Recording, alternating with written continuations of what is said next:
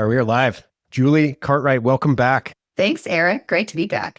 Yeah, it is. It's always a pleasure chatting with you, and really a fan of the Pvolve brand and the business, the model. It's so unique that it's hard to keep eyes off it and see what you guys are up to next. I think a lot of people are always interested in how you guys are doing business and how it's evolving for you and the challenges and the wins and all of that. So it's been about a year, I think, since I had you on. And I know there's a lot going on in your life and your business, and maybe we can just start with that. You want to give us a little update, like where are you at Pvolve right now between the franchises and the digital and all the things that you guys have going on? Yeah, definitely. First of all, I can't believe it's been a year. That's just crazy. So thanks so much for having me back. I think right now where we're at is we just opened our 22nd location on last Friday. So we've got 22 open, 3 of which are owned and operated that we really, test out the various programs. So that's great. We're going to have about 44 open by the end of the year, and we've awarded 72 to date. That's what's happening on the studio and franchise side. And then, really our D2C side of our business. So our proprietary product that we ship globally, and then also our digital subscription, that has grown by about 300% in the last year. So we're definitely on a fast growth trajectory right now, which is really exciting and challenging all in one. Yeah. I really want to get into at some point during this conversation, take a deep dive on what you and I were, and I called it this, it wasn't your words, but like the flywheel effect that you guys have across of all the different aspects of your business, kind of the tentacles of Pvolve. So that's right. And the brick and mortar, I think, is probably the fastest growing thing, at least since we've talked, right? But you mentioned 300% in digital. That's pretty big too, especially because I feel like the digital fitness subscriptions across most brands are not growing super fast right now. I don't know if do you have insights on that? I'm just saying that. I have no foundation for saying it, but that's my feeling. Yeah, that's my feeling as well. But we have to keep in mind we were still fairly small. So sometimes I'm not going to say it was easy, but sometimes the easier growth is in the beginning stages because you're just like quadrupling your business. Whereas like somebody that's at a Peloton, it's got 2.4 million subscribers or something like that, might be going a little bit slower. But we're thrilled with what's happening with our business, and we don't see it slowing down anytime soon. Awesome. Maybe for people who aren't familiar with Pvolve and exactly what you guys do, like describe like the business as a whole, like everything you guys have going on. Yeah. So the method itself is functional movement and resistance-based training. And that's really important because it's really a new modality in market. We started the company in 2017. So we've just been like educating people on a different way to move their body. And we move in all 3 planes of motion. And really what I think I'm most proud of is the results that we are clinically proven to give to our member. And that is great. You're going to look amazing. Absolutely lifted butt, toned core, really sculpted arms, strength, mobility, stability. But it's all the other things. It really is, about your stability, your ability to have better balance, to live younger, longer, the function of your body. So that's what the method itself is.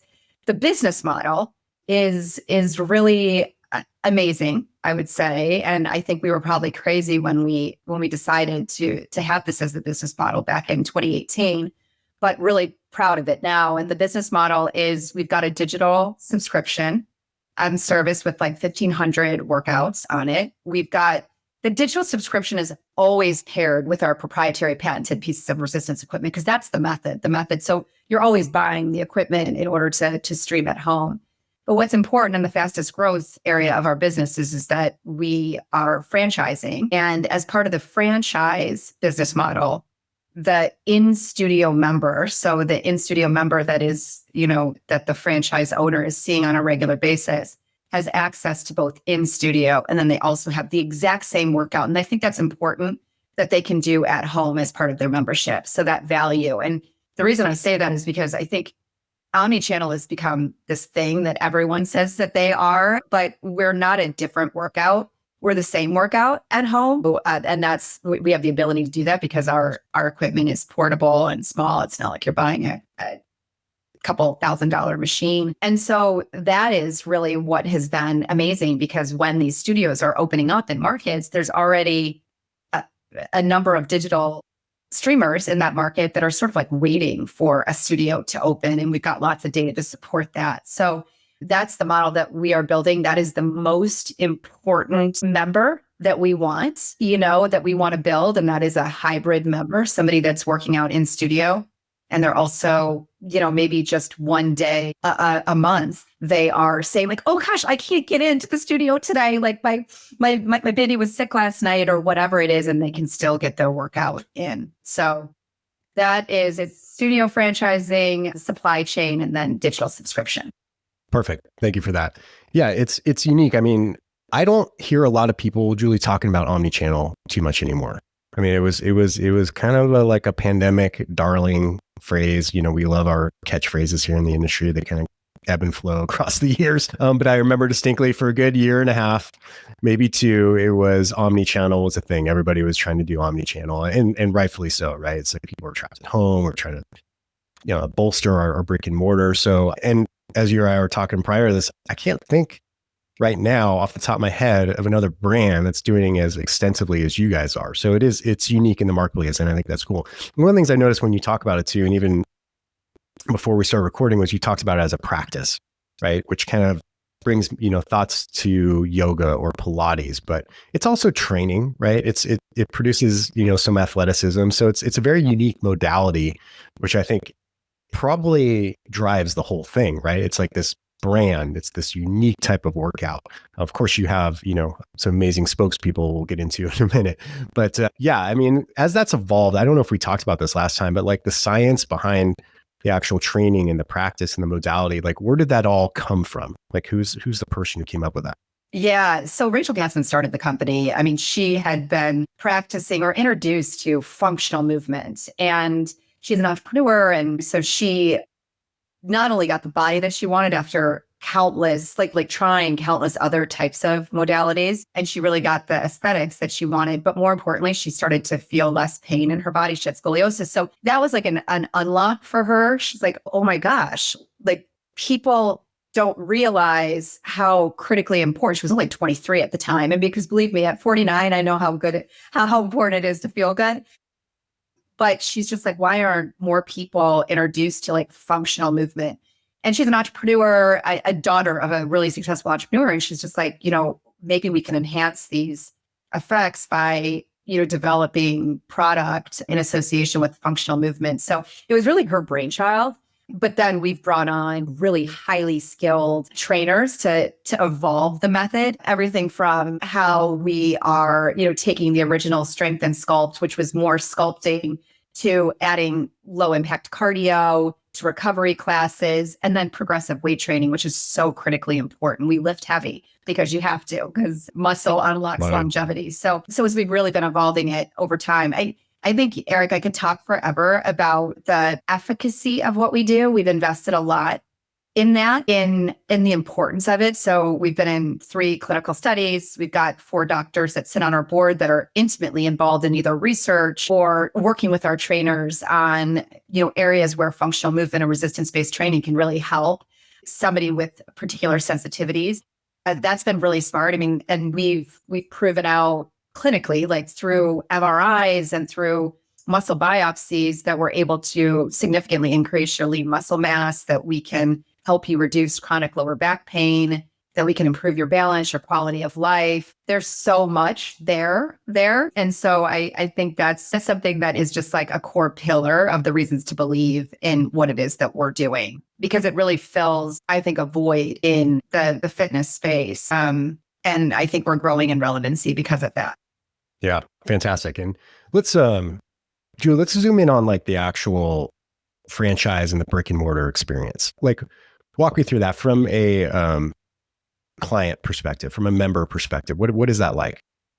Yeah. So I'm so lucky. I live in Chicago and we have a location here. Thank God. I made that happen. And so I know the studio experience really, really well. And obviously I'm surrounded by a bunch of people that are obsessed with it. First of all, I think the in-studio experience is by far the best. I just do. I don't know if I'm supposed to say that, but I'm going to say it anyways, because our trainers are just they're like top notch. They care so much about the function of your body and your ability to get the results that we promise. But you walk into a very beautiful space. We do have like an elevated aesthetic, but it's somewhat small. Like there's about 1,700 to 200 square feet on average. And, the community is really incredible, very inclusive and welcoming. You go into like really a room where you have this incredible precision mat. So it looks like a giant clock. And that's like a key difference, because we want to help you to understand these 3 planes of motion movements. And so it's not intimidating. It's not anything. You actually have your own space. You're not on top of each other like some other methods. And then you get unbelievable instruction for 50 minutes, and you're stretching and you're using pieces of equipment you've never used before, and it's all laid out for you. So it's very concierge in terms of that. And the instructor, I would say, that's very different. I obviously go to a lot of boutique fitness, is constantly like educating you in why it's important to be doing these movements. A lot of stability training, a lot of flexibility, a lot of stretching, a lot of lifting and resisting, which, really builds incredible muscles. And then, and then you leave the class and there's a nice community space called the Beauty Bar. So I don't know if that's what you were asking, Eric, but it's got really cool use of lighting, which is another thing that's really nice. And we're extremely clean.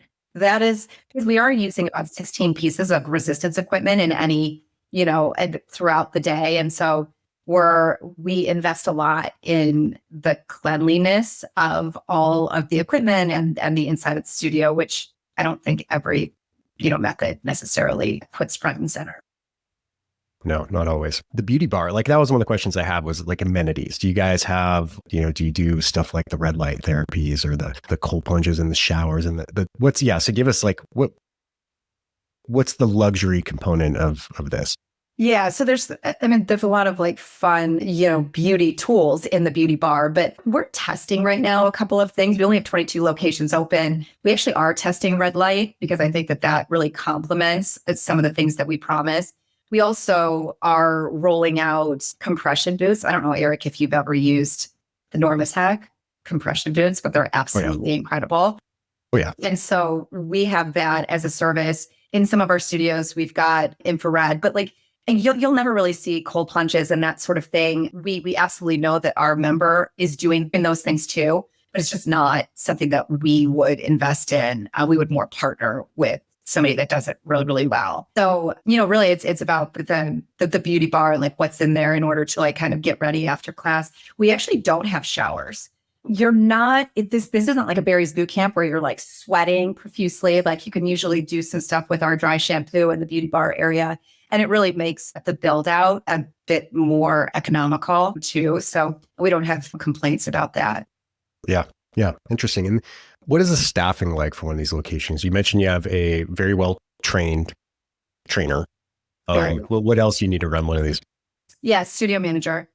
And then, usually there's like a coordinator, because the room flip is real. The room flip is real. We're not talking about, 9 mega reformers that you wipe down. We are changing out, the pieces of equipment, and there's quite a few of them, which just really makes the class super fun. So that's usually what it takes, is a coordinator, a studio manager, and then our trainer.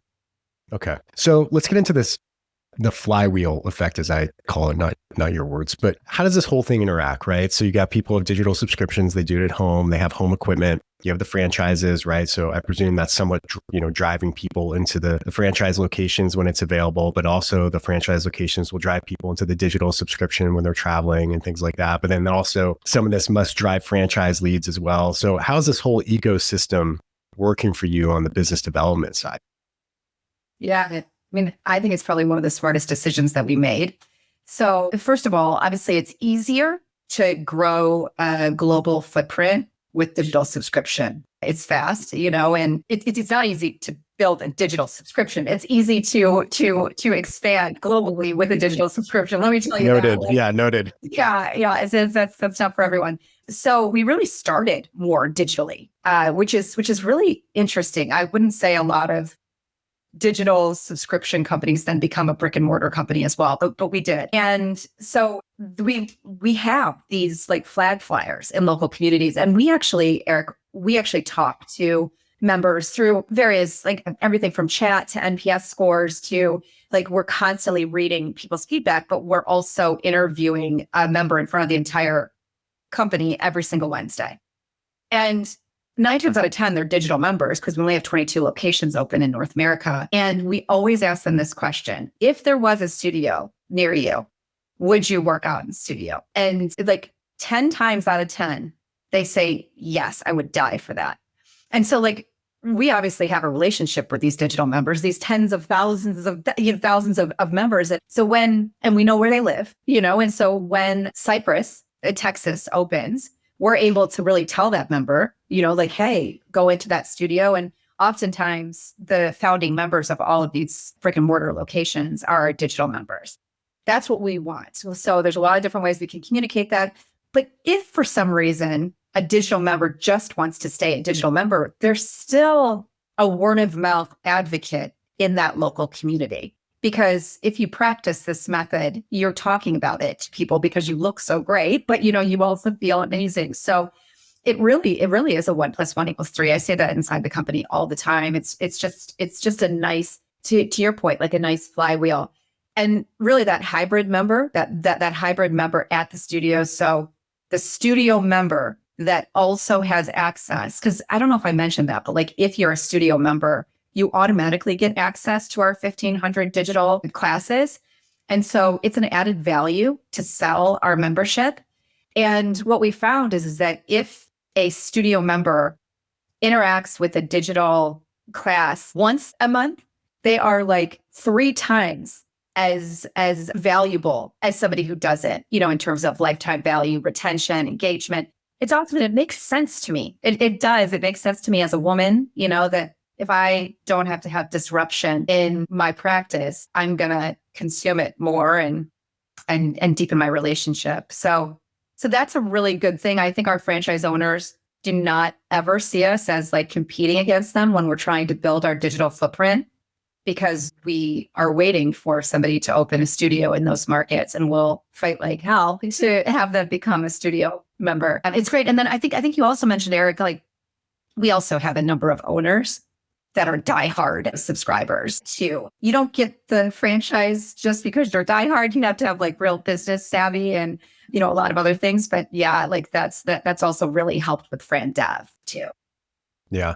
It's a common conversation I have with people who are on the franchisor side. I mean, Brandon from Metabolic's a great friend, and how, it's a very unique type of business owner that you want buying a franchise, right? It's not someone like, if they're looking at, a McDonald's or a Subway and a Pvolve, it's like, well, maybe you're not really the type of person we're looking for, right? So when you look at like, who's the ideal franchise types, who do you envision in your mind? And I'm sure there's different, archetypes of what they are.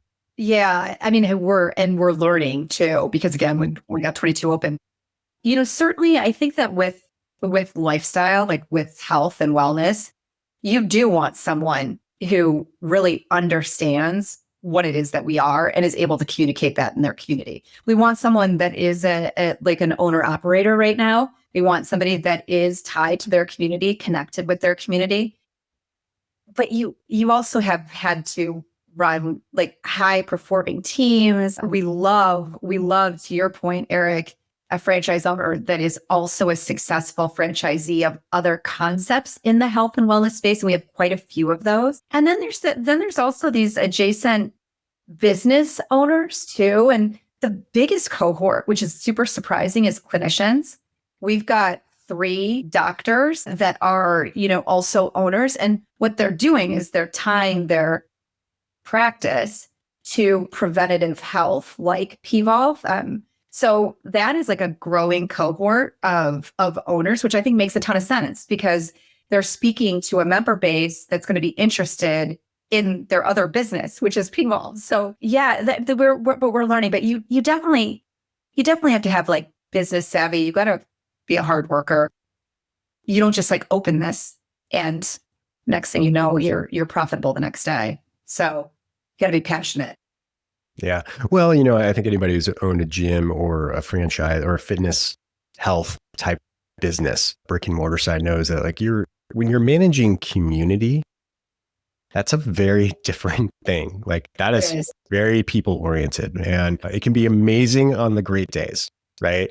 But community can also come back and bite you in numerous ways. Like it's just people, right? You're dealing with people and their lives and their personalities, and the challenges that they have going on, and who's attracted to who in certain gyms. That was me talking about the CrossFit space. It was always very, very dramatic all the time, and so I think community is it's a blessing. We talk about it as, kind of the holy grail within fitness, but it's got two sides to it, which it's difficult to manage. Like McDonald's doesn't have to worry about community, Yeah. right? Nope. Like Taco Bell doesn't have to worry about community, but we do, because it's integral. It's where people go. You got to make sure it's a good experience. You got to make sure they feel comfortable. You got to make sure you have the right type of people there. So yeah.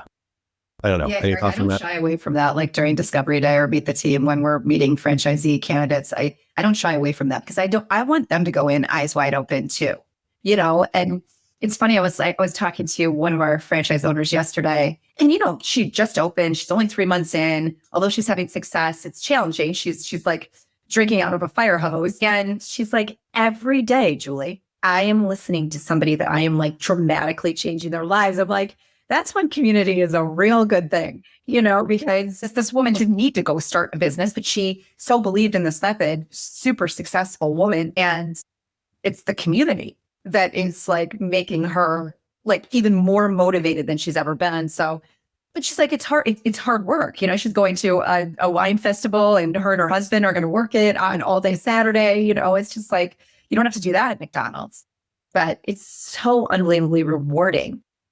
So that's a real bonus. It's a delicate thing. And, looking back at my operator career, I had a really great community of people. I mean, there was so many, I look back, we laugh, like, I wonder how many babies and marriages came out of my gym. Like there's a lot. There's a lot. In fact, the people building the house next door were part of that. But that being said, is like, whenever I didn't treat it with due respect, one of the things that I look back, which was a big error on my side, which was a big learning experience I paid for, was starting to sell these really fast-paced 6-week challenges, right? Because it was bringing people in, tons of people all at once, right? Very few of them would stick. And what we noticed is that like our core community started peeling off one by one. They're like, we don't know these people. They're not really like, and so it's something you really got to manage. And that was a hard lesson, that I never repeated again. But I think there's stuff like that. You really have to work at it. You have to work at the community. You have to make sure it's good and safe. It's intact. And I think that's something that operators maybe they can learn from my mistakes too. Yeah, no, definitely. We're always learning. I think one of the things that I had such a great conversation with somebody that's at Barry's boot camp. I've got mad respect for their community. I've got mad respect for that brand in general. And one of the things, like, it's like, you have to sell, right? Like you have to sell, like you do, but you have to have a relationship. You have to have a hospitality first approach. And it was just like, it seems so like, of course, that, Julie, but that's really something that we're really hammering home right now. It's like, Eric, I want to know that you've got 2 kids, that you live in like Montana, that your favorite color is blue, that you've got a dog named, whatever it is, like that's a really important part of community, and you can't fake it. Like you can't, and not everyone's got that skill set. You have it, Eric. Like I've met you, and I know a number of people that are just like obsessed with you, but like and you've got to be able to hire for it too. And that is something that is very important, because that is what's going to, your environment that you create in those 4 walls is so important. So we're definitely leaning in there. Yeah, it is. And I've always looked for like, how do you identify those qualities in people, right? And that have it. And I have no idea. I don't know. I really don't. You know when they have it. Yeah, you do. And you know when they don't. Right away, kind of thing. Like it's when they don't right away, but a lot of times it takes a little while for them to kind of like seep into the community to see that they have those community building and nurturing things. And so it's like, it's not drastically apparent when they do, but it's definitely apparent when they don't. Yeah. Let's talk about how your role is evolving with all this growth. So we were talking about like, you have a lot of things to pay attention to, right? You have the technology of the digital platform. That's an entire business, right? You have the supply chain, and when an eventful year for those with the supply chain this year, right? Yes. The big T word. Then you're developing franchises, right? Which takes a lot of attention and care. So, how are you managing this rapid growth at this period of time? Like, how do you prioritize? Do you have systems in place? Are you just chasing things on a daily basis, or you like, yeah, how does one do that from a leadership perspective?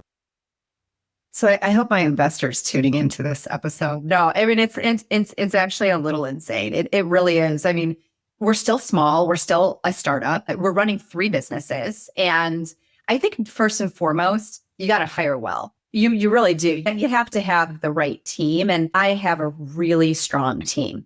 So I've got a head of supply chain that sometimes knows about the T word and like the latest workarounds, like before others know about it, and like has already worked through like 15 different solutions and is able to proactively move those forward and bring me. He's just phenomenal. He's phenomenal. He's been with me for a very long time. So team is really important. I would say, I'm like really driven by our mission. I'm like so blessed to have this role. And that's how I feel like, and my husband sees it all the time. He's just like, so wait, you just like went to bed at 11, because you've been working all day and you're like up at like 5, like ready to go, because I'm so excited about the work. But it's a lot. It is a lot. I would say the one thing that I do in terms of systems. So a great team, I've hired great leaders. We're constantly collaborating and trying to divide and conquer and hold ourselves accountable. But I never like look at the day and I'm like surprised by it. Like plan for it on Sundays. I clean out my calendar. I get prepped for the things that I need to be prepped for. I look the night before to make sure nothing. I mean, like that's like, it's so, you're probably like, yeah, Julie, everyone does that. But like, that's really important because I'm like, what's that called? Like where you're shifting. I'm like on a general counsel reports into me, then franchising, then supply chain, then the head of product technology, the head of e-commerce. Our head of revenue marketing reports into me because we don't have a CMO. So like it's a little like context shifting all the time. But I do not like waffle on. I'm a real decision maker. I'm listening. I like people to bring me solutions. I can kind of cut through the bullshit, like move it forward. But it's a lot. Yeah. So. But I keep lists and I block time to do certain things. I like prep for things, but it's really rewarding, but it's a lot. It's not for everyone. Yeah, it reminds me. I had Ali Al-Radi on the podcast years ago. He's the founder of Tonal. Well, yeah, and I asked him like, "What's it like at this point of growth?" And this is right, like they were a rocket ship. Right. It was like 2019, 2020. And he's like, this feels like building a Formula One car and then learning it to drive it as you're building it. I was like, okay, pretty good.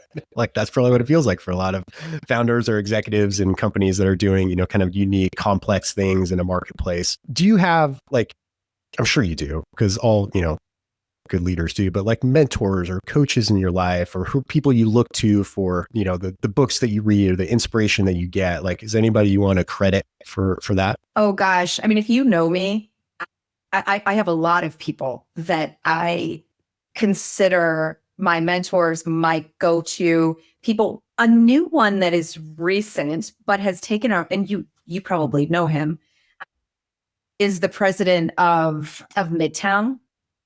I think it's John Brady. John Brady. And he has just taken such a real, like a real step to help me. Like he has. And I'm so like blown away. He just checked on me last night. Like, here's this guy, he's wildly successful, like wildly, and he listened to me. He like thought about some of the things that I was telling him that I needed help on. He actually recommended that I read the book, The Advantage, and I bought it for my entire leadership team. Really good book, just about the harmony that your leadership team needs to have, no matter how smart you are. And there were some things that I'm just like, oh God, I'm doing this wrong. Like I'm trying to fix. So he's a recent one that comes to mind. But like, if you know me and you see me at some of the shows, like my relationships are really real, and I'm not afraid to ask for help. And I don't have all the answers. And so Julie Rice of SoulCycle, like, she's become one, just at the end of last year, I go to her and she's just so passionate about my success, our success, this company's success. I mean, there's just so many people. And that's just in the last year, but like, I certainly have people from my like early career that made me who I am. You know, it takes a lot of hard work but you got to have real relationships and not be afraid to ask questions and get curious. You should see, like, I wish I could turn my camera. Like, I have like 10 business books right here. The Tipping Point, Great Leaders, No Rules, Defining, what the heck is EOS? You know, like all of them, because I'm just like constantly trying to learn. I think I have like 3 of those right behind me as well. Oh my God. That's I want to be my best, like so bad. That's the best line I think ever. Oh my God. I just want to be my best so bad. Yeah. And it's a hard thing to try and get there. So, that's great. Well, that's what it takes. You know, Eddie from Affletech was on recently. And we're just in one of his big things is Eddie. Like the paranoid survive, right? Like if you're not waking up every morning thinking like, if I was trying to shut down my business, what would I do? Right. Then it's not the best way to live. Like no one's advocating this is a great way to live. But to be successful and like drive and do the things you want to do, like you said, be the best that you can be. You know, there has to be a little bit of paranoia, I think, when you're waking up in the morning and necessarily at the moment you wake up. But like, you know what I mean? Like you have to be totally. a little paranoid.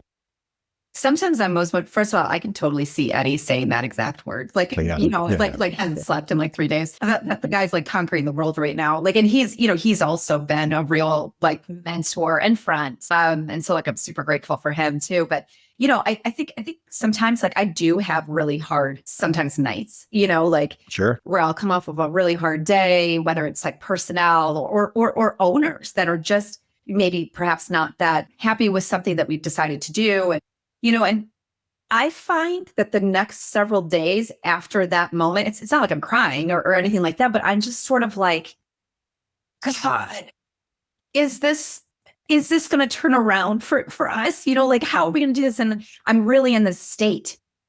Those next couple of days after I do that, I am like fire, you know, because I'm just like, nope, that's not going to take us down. Nope, this is what we're going to do. And, you know, maybe you start like a little earlier the next day and maybe you're like a little bit more focused. You're moving stuff off your calendar. So I think it's a huge motivator. I never think I'm the smartest person in the room ever, ever, ever, ever. I just want to make really great decisions for the company.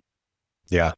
It's throughout my business career, I've noticed that whenever something challenging comes up, especially when I feel like my back's really up against the wall, right? Like all of a sudden this motivation that you didn't even think you had surges forward and something good happens, right? It's just unfortunately shitty that it needs to happen that way, that you need to feel some pain and discomfort and additional stress in order to kind of push you to the next level. But I've just seen it too many times. And it's even hard for me to believe when I'm going through it. You know, I'm like, okay, this is it. I'm going to get a job after this. Right. But it always does. It always does. There's always something that pushes you forward and makes you make a change, maybe gives you that extra bit of hustle. You make those 10 extra calls that day or whatever you need to do. But yeah, it's part of the process. Yeah, definitely. Like, look, we started the company in 2017. It has not been, I mean, although we've been on a massive growth trajectory over the course of the last couple of years, there's been some, we went through COVID. Luckily, we weren't a brick and mortar company at the time, but like, it still was a hard time, you know, for us even changing the way that we work. We used to be completely in office together and like just readjusting to that. And so it's that mantra of like, you're not great until you failed. Well, believe me, I've been on the brink like a lot in my, you know, 28-year career. Like, so I'm thankful for those learnings and I'm not going back, you know? So I think that's, I'm lucky. Yeah. No, great brand. You know, something I want to chat with you guys about. I think you're very intentional in the brand that you have. And once again, I'll reference Brandon Collin because he gives a good talk on inclusive versus exclusive. And when I say exclusive, it's not the way that people are thinking. Right? Yeah. I'm thinking like, you know, you're being hyper focused on the type of avatar or the type of person you guys want.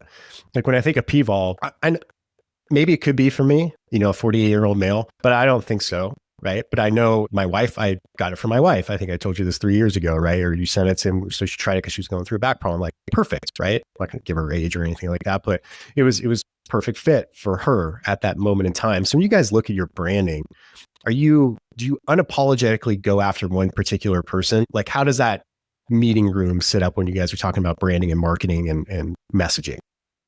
Yeah. So I get asked this all the time. I really do, because we actually are for you too, Eric. We really are, but we're super, super focused on her. We are, we do all of our research on women only because they've been underserved, and like what works for a woman will work for a man, but what works for a man doesn't always work for a woman because of our hormones, you know? And so that's the part that we're unapologetic about, but we're not curves for women. We have a lot of male trainers. We've got a growing group of men that are members in our studios, but we're not necessarily, we're trying to super serve that 35 plus female right now, even though we can serve other people, because we really believe that once we super serve her, we will be afforded the permission to go after athletes, men, you know. And so I get asked that, you're not going to be surprised by this, but by franchisee candidates, you know, because they're like, how are you cutting off half the population? I'm just like, I'm not cutting off half the population. I am super serving an audience that this is definitely going to work for. And then we're going to build that with like such vigor. And then, you know, and then we're going to start focusing on the other audiences because we've earned the position, like we've earned the right to sort of do that. I sometimes, like, I was even talking to my marketing team yesterday. I'm just like, okay, we definitely have that 35 plus female. We've got to show her more and more and more.